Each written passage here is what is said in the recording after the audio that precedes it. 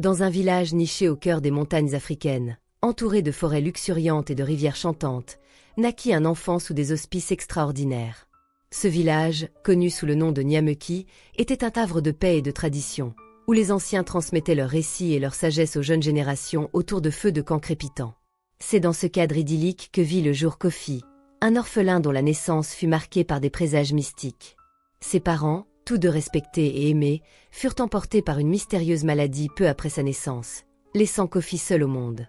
Mais le village de Niameki, fidèle à ses valeurs de solidarité et d'entraide, prit en charge ce jeune garçon. Chacun des habitants se considérait comme un parent de Kofi, lui prodiguant amour et soins, et veillant à ce qu'il ne manque de rien. Kofi grandit sous les regards attentifs et bienveillants de la communauté, développant rapidement une force physique hors du commun. Dès son plus jeune âge, il surprenait les adultes par sa capacité à accomplir des tâches que même les hommes les plus robustes trouvaient ardues. Mais plus encore que sa force, c'était son cœur pur et généreux qui le rendait si spécial. Toujours prêt à aider les autres, Kofi était adoré par tous, et sa gentillesse lui valait l'affection et le respect des villageois. À mesure qu'il grandissait, Kofi devint non seulement un jeune homme d'une force impressionnante, mais aussi doté d'un charme irrésistible. Les femmes du village, des jeunes filles aux veuves, étaient attirées par sa gentillesse et son allure. Cependant, cette admiration suscitait aussi des sentiments plus sombres chez certains, notamment chez le chef du village, Kwam, dont l'autorité et le pouvoir semblaient menacés par la présence de ce jeune homme exceptionnel. C'est ainsi que commence l'histoire de Kofi, le jeune orphelin au destin extraordinaire, dont le courage et la sagesse allaient non seulement transformer sa propre vie, mais aussi celle de tout le village de Niameki. Kofi était né sous une nuit étoilée, où le ciel semblait veiller avec bienveillance sur le monde. Ses parents, Amina et Kwaku, étaient aimés de tous pour leur générosité et leur sagesse. Malheureusement, une mystérieuse maladie les emporta peu après la naissance de leur fils, laissant le petit Kofi orphelin. Cependant, le village de Niameki, fidèle à ses traditions d'entraide, ne laissa pas l'enfant à son sort. Chaque famille du village prit à cœur de veiller sur lui, offrant tour à tour abri, nourriture et affection. En grandissant, Kofi montra des signes précoces de force exceptionnelle. À 5 ans, il pouvait soulever des charges que même les hommes les plus forts trouvaient lourdes. Mais sa véritable force résidait dans sa bienveillance. Toujours prêt à aider, que ce soit pour réparer une hutte ou récolter des fruits, il devenait un pilier de la communauté. Les anciens du village voyaient en lui un enfant béni, destiné à accomplir de grandes choses. Ils lui enseignèrent les traditions et les histoires ancestrales, espérant qu'il deviendrait un guide sage et puissant. Ainsi, Kofi grandit, nourri par l'amour et les enseignements des villageois, ignorant encore les épreuves et les jalousies qui se profileraient à l'horizon. À l'âge de 10 ans, un événement marqua la découverte de la force surhumaine de Kofi. Par un après-midi ensoleillé, un orage soudain éclata, foudroyant un arbre ancien situé au centre du village. L'arbre, massif et vieux de plusieurs générations, tomba brusquement, piégeant un enfant sous ses branches imposantes. Les cris de l'enfant retentirent dans tout le village, et les habitants accoururent, paniqués, pour essayer de le libérer. Kofi, alors à proximité, se précipita vers le lieu de l'accident. Les hommes les plus forts tentaient en vain de soulever l'arbre, mais ses racines profondément ancrées et son tronc colossal rendaient la tâche impossible. Sans hésiter, Kofi s'avança et, avec une détermination féroce, saisit le tronc de l'arbre. Les villageois regardèrent, ébahis, tandis que Kofi, concentrant toute sa force, réussit à soulever l'arbre juste assez pour que l'enfant puisse être extrait en sécurité. Les murmures admiratifs se transformèrent en acclamations, et Kofi fut salué comme un héros. Cette démonstration de force fit de Kofi un personnage encore plus central dans la vie du village. Il n'était plus seulement l'orphelin adopté par la communauté, mais un jeune homme doté d'une force prodigieuse. Cependant, Kofi n'était pas seulement fort physiquement.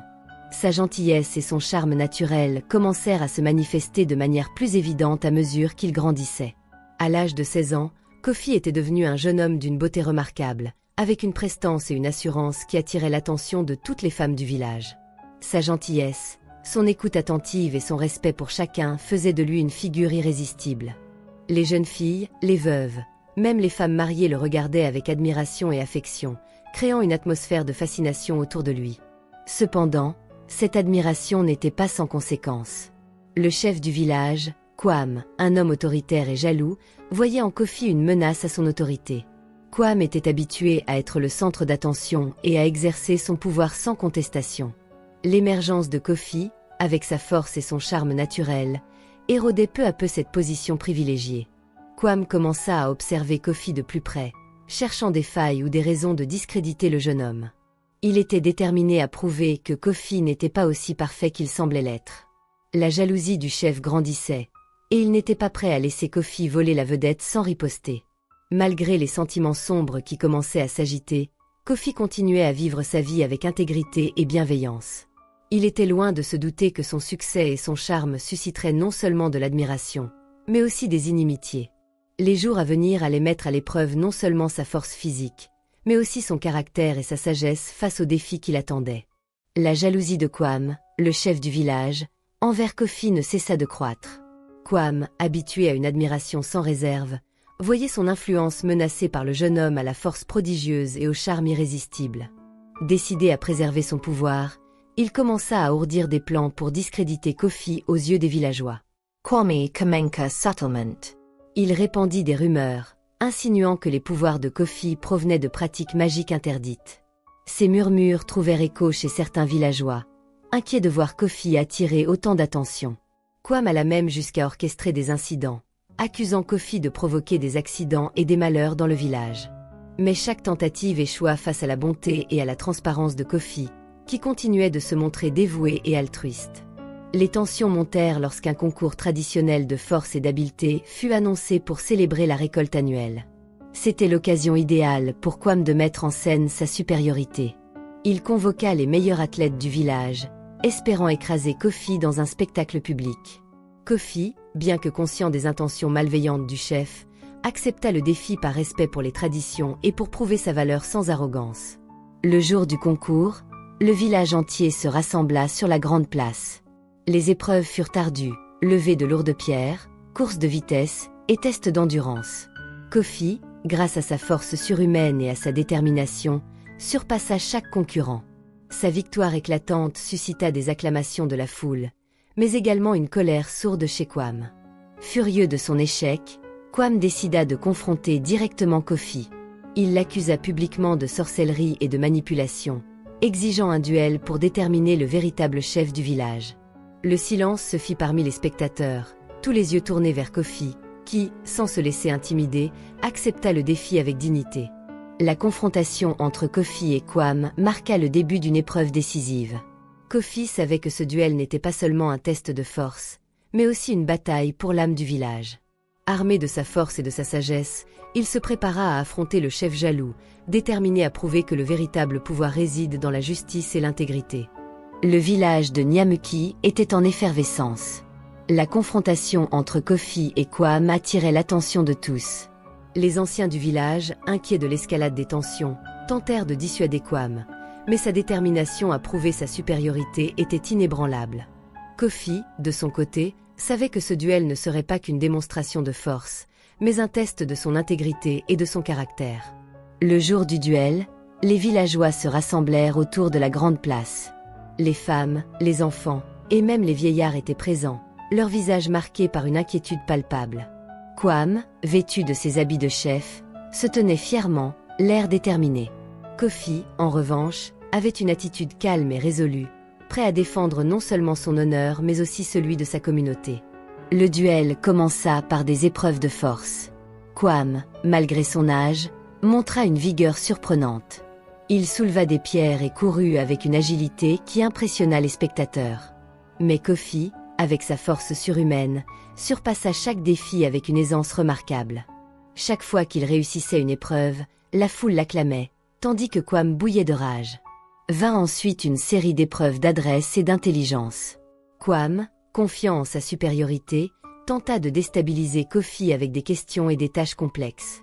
Cependant, Kofi, grâce aux enseignements des anciens, montra une sagesse et une perspicacité qui déjouèrent toutes les tentatives de Kwame. Le jeune homme n'était pas seulement fort, il était également sage et réfléchi. La tension atteignit son paroxysme lorsque Kwame, dans un dernier effort désespéré, défia Kofi dans un combat à main nue. Ce combat, pensé pour humilier Kofi, se retourna contre le chef. Kofi, utilisant sa force mais aussi son intelligence, désarma Kwame sans le blesser gravement. Au lieu de frapper violemment, il immobilisa le chef avec une technique simple mais efficace, prouvant qu'il pouvait gagner sans recourir à une violence excessive.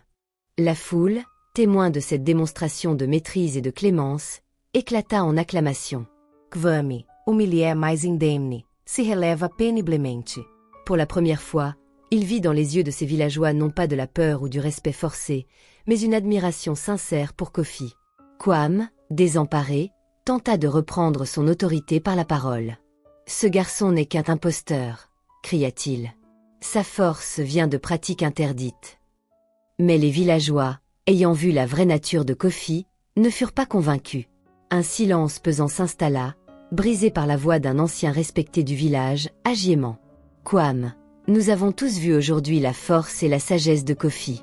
Il n'a utilisé aucune magie noire, seulement son cœur pur et son dévouement pour notre communauté. Il est temps d'accepter la vérité. » Kwame, réalisant qu'il avait perdu non seulement le duel mais aussi la confiance de son peuple, baissa la tête en signe de défaite. Kofi, cependant, n'éprouvait aucune satisfaction dans cette victoire. Il s'avança vers Kwame, dans un geste de réconciliation, lui tendit la main. « Kwame, nous sommes tous frères ici. Ce village a besoin de nous tous pour prospérer. Travaillons ensemble pour le bien de notre communauté. » Ce geste désarma complètement Kwame. Humilié mais touché par la clémence de Kofi, il accepta la main tendue. « Tu es un homme de grande valeur, Kofi. Je vois maintenant que ma jalousie m'a aveuglé. Pardonne-moi et permettons à notre village de retrouver la paix. » Avec cette réconciliation publique, une nouvelle ère de coopération et de prospérité commença pour le village de Nyameki. Kofi et Kwame, désormais alliés, unifièrent leurs forces pour améliorer les conditions de vie de tous les villageois. Ils instaurèrent des conseils communautaires où chaque voix pouvait être entendue. Kofi, né orphelin et doté d'une force surhumaine, devint le pilier de son village grâce à sa bonté et sa sagesse.